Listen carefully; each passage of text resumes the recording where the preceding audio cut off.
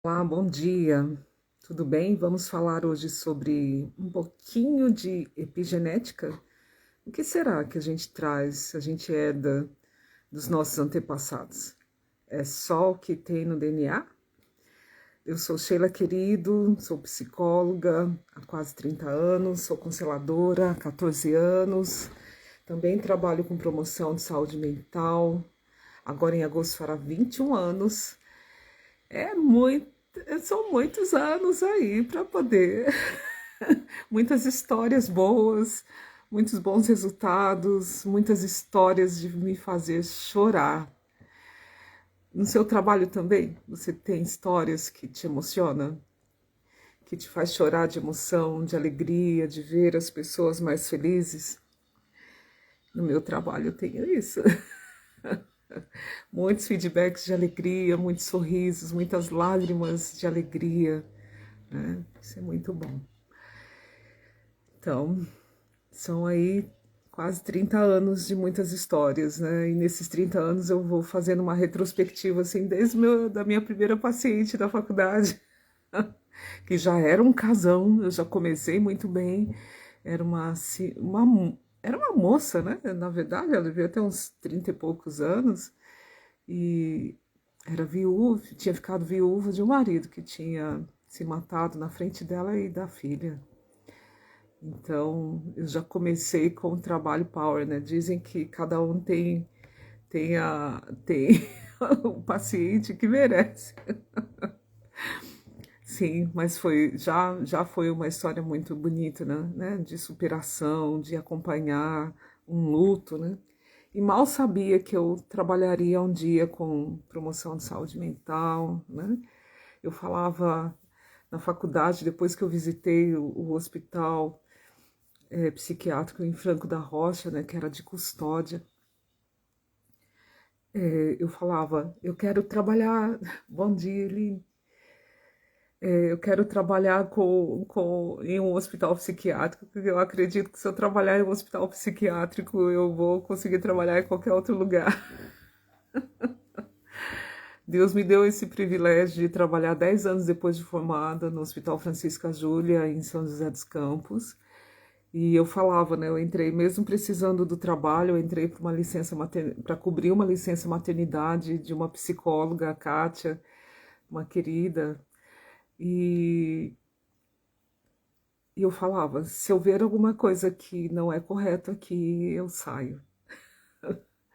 E foi um dos lugares que eu mais aprendi a ser humana, mais aprendi a ter humildade, né? Eu cheguei a atender, fiquei 6 meses substituindo a Kátia, e quando a Kátia retornou, os pacientes, os meus colegas, né, os médicos, os técnicos, né, que é assistente social, os enfermeiros falaram pro seu Luiz Piagno, que era diretor lá no hospital na época, o senhor não vai dispensar a Sheila, né? Aí acabei ficando, fazendo um trabalho numa unidade que tinha poucos atendimentos psicológicos, né, que era uma unidade de moradores, e muitos daqueles moradores logo foram morar em residências terapêuticas, um trabalho muito lindo que o Hospital Francisca Júlia foi pioneiro, né, em São José dos Campos. Hoje tem, eu acho que tem mais de 12, 13, não sei, casas, residências terapêuticas em São José e em Jacareí. E eu acompanhei todo esse processo de deshospitalização dos moradores, né, que estavam lá desde a década de 70, abandonados pela família. E foi um trabalho, ao mesmo tempo, né, a sociedade, as pessoas que eram vizinhas dessas residências terapêuticas faziam protesto, não queriam. E com o tempo eles viram que eram pessoas que estavam em recuperação, né? Que algumas delas estavam medicadas nem pelo processo de psiquiatria, mas sim por doenças, de comorbidades, né? Pela idade. Olá, Sandra, bom dia e conceito de fórmulas, olha só que legal. Olha só, acho que eu conheci essa pessoa nesse fim de semana. Então, e, né, essa questão da deshospitalização do hospital psiquiátrico, residência terapêutica, sofreu muito preconceito, né? As pessoas falam, né? Hospital psiquiátrico tem que tirar, não sei o quê, né?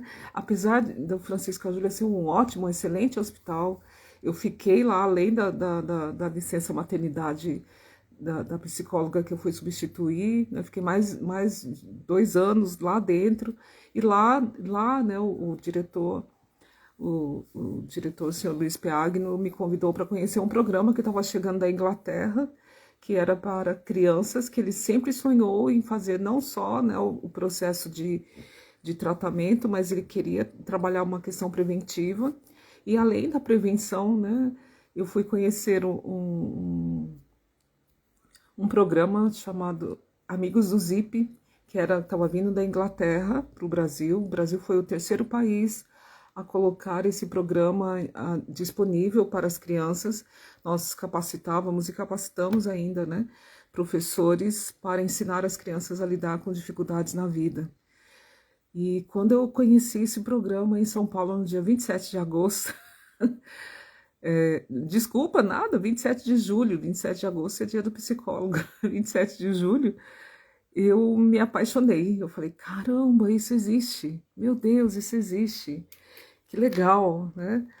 E fiquei encantada e fui oferecendo para as escolas em São José dos Campos. Isso foi em 2005, por isso que eu falo 20 anos, né?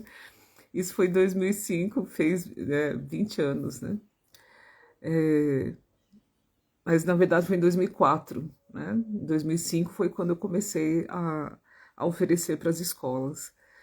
2024 para as escolas, e 2025 eu comecei a oferecer a capacitação, né, para os professores aqui, em escolas particulares, escolas, né, a Escola Monteiro Lobato foi nossa parceira durante muitos anos, Univap quando tinha ensino fundamental, Jardim das Nações e várias escolas públicas, né, e aí foi por esse Vale do Paraíba fora e chegamos até onde eu fiquei na coordenação no Vale do Paraíba, foram mais de 10 mil crianças, né? mais de 200 professores. Então, foi também uma história linda. A partir dali, eu comecei a viajar por esse Brasil afora, capacitando professores, depois os pais, né? Os pais falavam assim, poxa, se meu filho está aprendendo a resolver problema, conflito, morreu não sei quem lá em casa, ele me consolou, como que é isso? Aí foi para os pais, para colaboradores das escolas, funcionários, e junto da ASEC aí já são quase 500 mil pessoas impactadas aí nesses 20 anos de ASEC. Eu falo 21 anos porque né, antes de ser ASEC eu estava lá. Uma das pessoas, eu não sou a fundadora, né? Eu cheguei, já tinha lá a Tânia Paris, Miriam Guimarães, Robert Paris, mas eu brinco que eu fui a quarta pessoa a entrar na SEC, né? E hoje tem mais de 30 pessoas trabalhando, e um trabalho lindíssimo. Essa semana nós estamos oferecendo mentoria para professores de Porto Alegre, né? Um trabalho para eles fazerem rodas de conversa com jovens, então, e aí vai. Mas eu estou aqui hoje para falar sobre epigenética, né, gente? Isso é para vocês me conhecerem um pouco, né? Saber um pouco da minha jornada. E no interim dessas viagens, né? De promover saúde mental, eu conheci a constelação através de uma amiga que trabalhava com a gente, a Sizumi Suzuki, ela em São Paulo uma vez falando sobre constelação. Eu fiquei muito curiosa, fui estudar e ela facilitou uma constelação para mim. E aí ali foi amor à primeira vista. Aí eu comecei a procurar. Eu já estava em busca de algo diferente para minha compreensão, né? Como ser humano, assim. Eu me achava uma pessoa muito inocente, com uma visão muito quadrada, né? Ainda, né? Apesar de já ter 10 anos de constelação, até aí eu já tinha 15 anos de constelação, de psicologia, e estava procurando respostas, né? E encontrei. Eu brinco numa esquina de São Paulo, junto com a Sizumi, encontrei a constelação, que fez toda a diferença na minha vida, fez toda a diferença na minha compreensão para comigo, para com minha família, para com para com meus pacientes, né, meus clientes, e o quanto eu via que a constelação tinha muito a ver com a promoção de saúde mental, que eu já trabalhava, né, muito a ver com psicodrama, que eu já trabalhava. Um dos pilares da constelação é o psicodrama, né, tem Jung, tem psicanálise, tem neurolinguística, tem muitos pilares, né, envolvidas com a psicologia. E é tão engraçado, né? E a psicologia briga com a constelação. Eu acho que tem milhares de psicólogos que são consteladores. Quando o CRP começou a falar, né, a protestar sobre constelação, foi muito lindo o movimento dos psicólogos, né? Eles realmente, vários fizeram, decretaram, né, e comprovaram em evidências quantas e o quanto está ligado, né, a constelação com várias linhas da psicologia. E quando a constelação é levado muito a sério, né, que não vai para o lado místico, né, tem muitas pessoas que misturam a constelação com outras coisas, e a constelação por si só já tem um grande embasamento da psicologia, um grande embasamento da biologia. Estudando um pouquinho de neurociência, a gente vê que a constelação tem muito a ver com neurociência, né? E o que eu vou falar hoje é um pouquinho de epigenética, que eu não sou, né, não sou nenhuma expert em epigenética. Eu estudo constelação, estudo, né, psicologia, e para entender um pouco mais, né, tenho estudado um pouquinho de neurociência.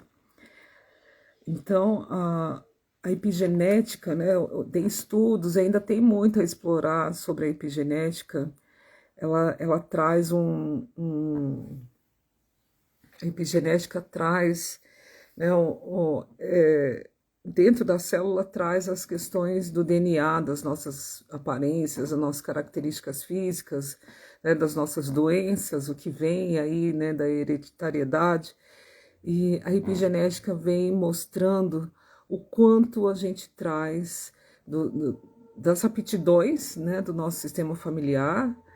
A gente não nasce zerado, vem, né, tem experiências, né, e pesquisas também trazendo aí a comprovação que quando uma geração sofre muito, né, por exemplo, uma geração sofre muito em guerras, fome, né? Aquilo que é vivenciado, que é muito dolorido, pode ir também para as células de reprodução. Né? Tem um experimento, né, com ratinhos, né? Os ratinhos camundongos, eu falo, mas teve experimento, já foi, né? Quando os ratinhos camundongos sentiam um cheiro de um alimento, né, de uma fruta, quando ele ia para comer, ele levava um choque, né, e isso recorrente, né, de uma forma recorrente, aquele medo de comer aquele alimento que tinha aquele cheiro específico, vai lá para aquela informação, vai lá para as células reprodutoras. E quando o ratinho tem os seus filhinhos, os filhinhos, sem nunca ter levado choque, quando sente o cheiro, tem as mesmas reações, né, as mesmas reações de medo que o pai tinha quando levava choque, né? Então, isso significa que muitos dos nossos traumas, muitas das nossas, né, pode ir, não é tudo que vai, mas pode ir para a célula reprodutora e tornar uma herança ali, né? Não vou dizer que é uma herança hereditária, né? E pode ir por gerações, né? Pode ir por gerações isso.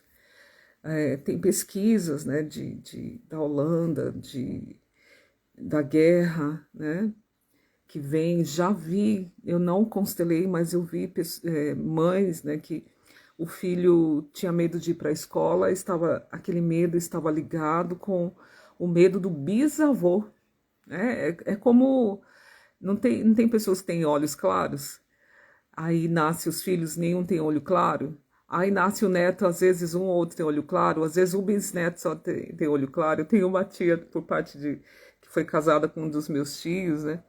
por parte de pai, minha família de parte de pai são todos branquinhos, e ela tem olhos azuis, a minha tia, que casou com meu tio, tem olhos azuis. Né? Na família do meu pai, os irmãos dele, ninguém tem olho azul, ninguém tem olho claro, né?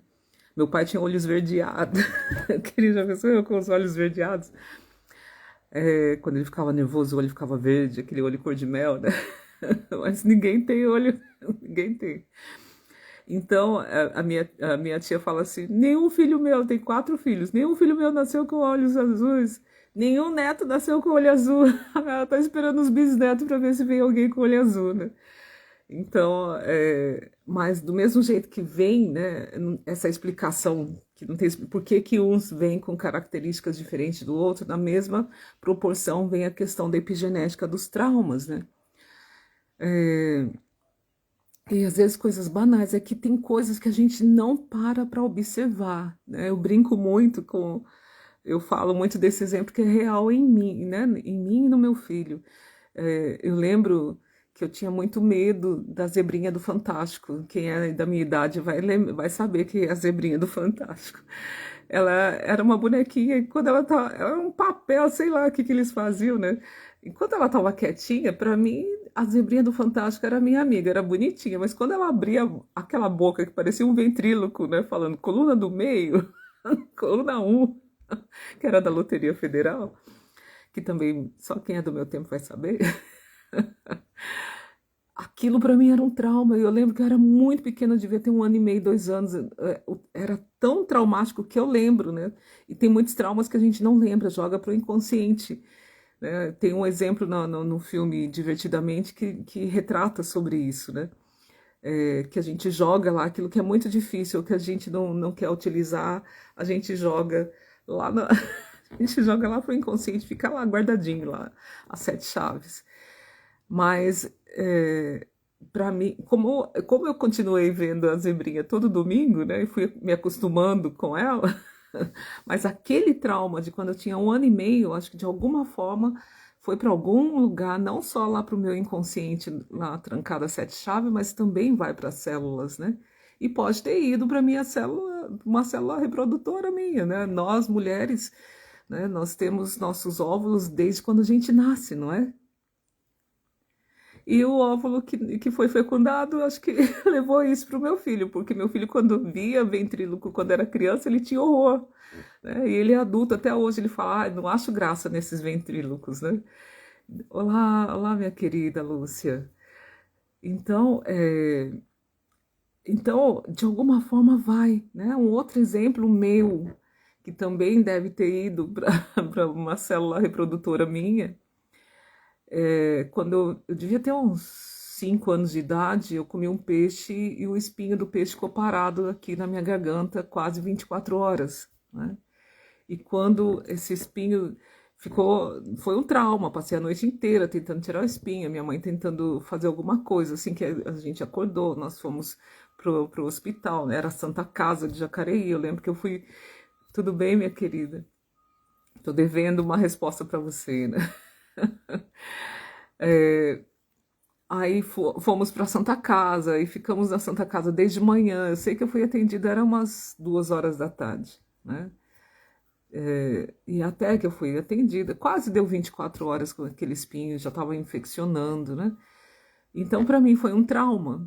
Aí nasce meu filho, desde pequeno, eu com todo cuidado para oferecer peixe para ele, e ele, todo peixe que tem espinho, ele fala: não quero, não quero, não quero. Eu falei: meu filho, eu já tirei todo o espinho, não quero, não quero.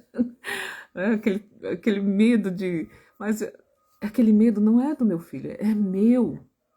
Né? Foi meu, nem é meu mais, né? De alguma forma eu fui cuidando disso. Então, quantas coisas que a gente pensa que é nosso hoje, mas é dos nossos pais, pode ser dos nossos pais, pode ser dos nossos avós, nossos bisavós, né? Tem constelações, a Lúcia é consteladora, tem constelações que a gente percebe, a gente chega até, já cheguei até a 8ª geração, né? Já vi, esses dias eu vi uma consteladora que se formou no Instituto, uma foto, né? E ela uma filmagem, ela mostrando assim, quantas gerações, né? Esse problema já vem, né? E tinham tantos bonequinhos que até saía do campo, assim, devia ter lá uns 10 bonequinhos, né? Então, muitas coisas não são nossas e a gente carrega, né? São memórias, exatamente. E da vida uterina, então, intrauterina, meu Deus, né? Quantas coisas a gente nem imagina que, às vezes, pavores, medos, às vezes não conseguir algo, né? Ou fora os padrões, né? Que também vêm já também em nós, né? Nessa cultura. A epigenética, ela fala da forma, né? O que é a forma? A forma, por exemplo, a forma de uma folha de uma árvore, de uma planta. O que faz formar aquele formato? É, então, às vezes não, sempre está ligada com o clima onde a gente vive, né? Isso pode interferir na nossa epigenética. O alimento que a gente come pode estar interferindo na nossa epigenética. A, a forma de viver, olá, gente, tudo bem? Passando por aqui, a Soraya sempre passando por aqui, né? Então, a epigenética tem a ver, repetindo, né? Tem a ver com o clima onde a gente vive, a cultura onde a gente vive, o alimento que a gente come, né? A forma, por exemplo, tem algo mudando a nossa epigenética aqui agora. A nossa maneira de lidar com a tecnologia, o tempo que eu vou falar de mim, né? O tempo que eu fico sentada trabalhando, ou, né, as pessoas que estão no campo, a epigenética dela pode ser bem diferente das pessoas que ficam em escritório sem tomar sol, sem, né, a maneira da gente se comunicar, interagir, tudo isso vai mudando a nossa epigenética, né? E a epigenética não é só para nós, seres humanos, né? Para todos os seres vivos, né? Os animais têm epigenética, e a epigenética de um cachorrinho é diferente da epigenética de um gato, né? Que é diferente da epigenética de um pássaro. Então, e dos pássaros, né? Aquilo vai modificando, as capacidades deles vão avançando, as nossas capacidades vão avançando ou vão diminuindo, dependendo do estímulo que a gente recebe no meio onde a gente está, né? E no meio familiar, né? O estímulo de uma família que tem o costume de acordar de manhã, fazer oração, meditação. A meditação modifica, né? A, a neurociência fala, né, dessa plasticidade que a gente vai tendo no nosso cérebro, né, de modificar as formas de lidar com as questões, isso também pode modificar, né? Então, tudo que a gente faz hoje, tudo, desde a hora, o jeito que você dorme, o que você come, o que você conversa, o que você lê, o que você faz, tudo vai ficando registrado nessa epigenética nossa. E se você tem um segredo seu, fala, isso eu não faço, isso eu nunca fiz, mas fez. Por mais que um filho seu um dia nascer e olhar para você e você falar, jurar para ele 10.000 vezes que não fez, ele, lá na epigenética dele, já está registrado que fez. E talvez ele vá repetir aquilo que você fez, porque já está nele registrado. Ou ele vai ter medo de algo que aconteceu com você, porque já está nele registrado. Sofri uma violência sexual, né? Não conto isso para ninguém. Aí aparece uma filha que também sofre, um filho, ou que tem muita raiva de quem provoca, ou quer protestar algo nesse sentido, ou vai estudar na faculdade e lá ela faz um trabalho relacionado à violência sexual e ela se envolve com aquilo de uma forma ferrenha, né? E ela não sabe por quê, que ela quer defender tantas mulheres que sofreram abusos sexuais. Por quê? Está nela, não existe segredo para as descendências daquilo que a gente viveu. Eu lembro uma vez um senhor que falou assim, nossa, eu não aguento mais os meus netos, a minha vontade é de sumir, né? Ele não falava, né? Mas a gente mora em cidade pequena e a gente sabe, né? Sabia, mesmo eu sou a última a saber de tudo aqui. Eu sabia que os netos dele né, faziam coisas inadequadas, né, dentro da lei. Mas aí um dia ele fez algo que era muito pequeno perto do que os netos faziam, mas ele fez algo que tinha a ver com algo inadequado, né? Aí eu falei, olha que interessante, né? Aquilo que nós fazemos de uma forma sutil pode ser aperfeiçoada pelos nossos descendentes, mesmo sem eles saberem que nós fizemos algo assim, né? Então, tudo que a gente vive hoje, de alguma forma, pode ser aperfeiçoado e vivenciado de uma forma muito mais aguçada pelos nossos descendentes. Então, eu sempre falo, cuidado com o que você está fazendo hoje. Cuidado com o que você está fazendo hoje. O que é que você quer que seja aperfeiçoado pelos seus descendentes? Sério? O que é que você quer que seja aperfeiçoado por eles? Que o que você está fazendo hoje pode ser muito bem aperfeiçoado amanhã. E mesmo que você esteja fazendo em segredo. Não existe segredo, né? E ao contrário,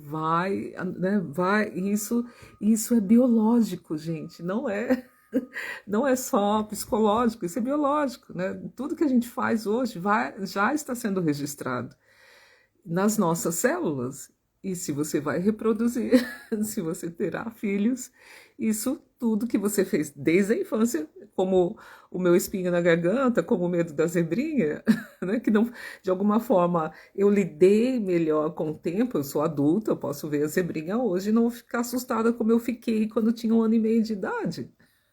Vocês vão falar, Sheila lembra de coisas quando tinha 1 ano e meio de idade? Eu lembro, gente, eu lembro de muitas coisas. A minha infância acho que foi muito forte, e o meu filho também lembra de muitas coisas dessa idade. Então, olha só, né? Isso faz parte da epigenética.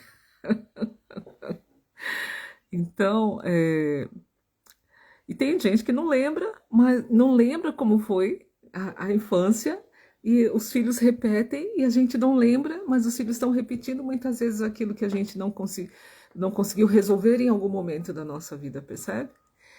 Então, e também tem, né, depois tem outro estudo que eu vou falar também depois, que são os campos mórficos, que tem a ver com com tudo que a gente faz afeta o meio onde a gente vive, né? Também aqui agora, né? Oi, Soraya, não consegue lembrar da sua infância? Muitas pessoas não lembram da infância, né? Mas está tudo registrado. Pode ser que as suas filhas e a sua neta, de alguma forma, traga algo seu que era lá da sua infância. Ainda mais vocês sabem das avós maternas, né? Quando uma avó está gerando a sua filha, os óvulos da neta já estão lá dentro da filhinha que tá sendo gerada. Então já estão dentro da avó. Então, se a avó, quando está grávida da mamãe, passa por algum trauma, esse trauma pode ir para essa célula reprodutora que está sendo formada lá no feto da sua filha. Olha que louco, não é? Que informação doida. Então, muitas de nós, principalmente as filhas, né, as netas, filhas e netas, trazem muito mais da avó materna do que traz da avó paterna, do que os meninos trazem das avós, né? Que não tem o óvulo, né? Os espermatozoides dos homens vão sendo formados ao longo da vida deles, mas de nós mulheres não. Né? Os óvulos já estão sendo formados lá quando a gente está na vida uterina. Então, como a Lúcia Mendonça que passou aqui, né, falando da vida intrauterina, então a gente traz muitas memórias dessa avó, muitas memórias, né? O trauma da avó que ela teve lá na infância já pode estar lá na célula reprodutora dela, que está indo para a filha e que já está sendo formada o óvulo dentro do corpinho da filhinha, lá dentro do ventre, né? E já está levando tudo da avó ali. Então, nós temos uma ligação muito mais forte com as nossas avós maternas do que com as nossas avós paternas, né? Os meus netos, eu só tenho filho, as minhas netas estarão mais ligadas às avós maternas. Comigo terá menos ligação. Mas isso não significa que talvez a minha neta, o meu neto, tenha medo de comer peixe com espinho. Que vai ter medo de ventríloco. Porque eu tive medo na minha infância, percebe? Então, e são coisas muito sutis, né, que a gente não imagina que passa para a célula. Ainda voltando a falar, né, sobre violência, né, é muito comum quando eu atendo uma criança, uma adolescente que de alguma forma foi assediada, né, entrou em processo ou quase foi abusada, de perguntar para a mãe: e você foi? Mas a sua filha sabe disso? Não, ninguém sabe. E às vezes, muitas vezes elas falam: minha mãe contou que já foi também. Então, às vezes vem, né? E vem como? Vem no DNA? Não, vem na epigenética, né? Essa informação, ela acaba... Mas eu nunca falei para ninguém, minha mãe contou só minha mãe sabia, né? E a minha mãe falou que ela tinha sido também. Então, isso é muito... Enfim, né? Não tem segredo, gente. Então vamos tratar de ter boas ações, boas atitudes, cuidar dos nossos traumas, né? Quanto mais a gente cuidar de nós, menos a chance aí da gente deixar isso para a vida de quem vem depois de nós. Bom, eu agradeço quem passou por aqui, quem virá ainda vai assistir essa live também. Eu quero falar que eu estou com uma roupagem nova no meu site e tem novidades no site. Lá tem um e-book para você que quer saber ou quer explicar para alguém o que é constelação. Esse e-book está bem facinho, passo a passo, o que é, como é, para que é. Né? Então é só deixar seu registro lá e você pode pegar, né, ter esse e-book com você passar para as pessoas que têm interesse de conhecer a constelação. Estou com a 17ª turma, matrículas abertas, que vai começar no início de setembro, a nova turma.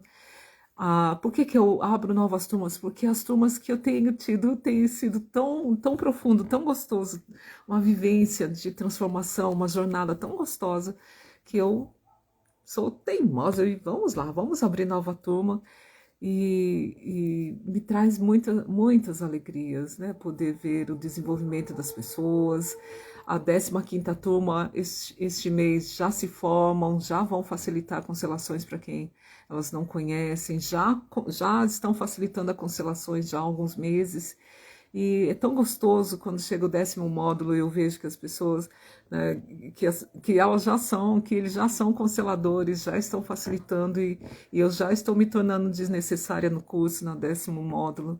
É um curso de extensão universitária em constelação familiar sistêmica, com apostilas, com aulas teóricas e aulas práticas, todo mês, uma terça e uma quinta-feira por mês. E são vivências, e passa tão rápido que a gente nem imagina. As pessoas falam: mas um curso de 10 meses, Sheila, quando a gente vê, né? E é o tempo necessário para a maturidade, né? Desenvolvimento de uma postura nova, porque constelador tem uma postura diferente de terapeuta, tem uma postura diferente de psicólogo, e você, né, a minha chamada tem sido: você quis contribuir com pessoas para que elas fossem mais felizes pela área de terapia, pela área humana, mas está em outra profissão, você tem a chance de ser um excelente constelador. Eu tenho excelentes... As pessoas falam: mas tem que ser psicóloga para ser constelador? Não. Né? Às vezes, até quem é da área terapeuta tem um pouco mais de dificuldade, tem muito a ver com a postura, né? E tem pessoas que têm posturas de poder servir a vida de outras pessoas, sem julgamento, sem crítica, né? E aprendendo aí as ordens do amor de Bert Helling, né? Essas ordens que vai envolvendo todos os relacionamentos de casal, profissional, e enfim, se você sente essa vontade, venha falar comigo sem compromisso, a gente bate um papo, eu explico como pode ser para você aí participar dessa jornada da 17ª turma em constelação familiar sistêmica e ainda receber um certificado de uma instituição que é né, uma instituição de ensino superior que é reconhecida pelo MEC, tá bom? E na próxima segunda-feira estarei oferecendo workshop de constelação também. Já tem uma constelação marcada em grupo e a outra vaga que tem pode ser a sua. Pode vir também, tá bom?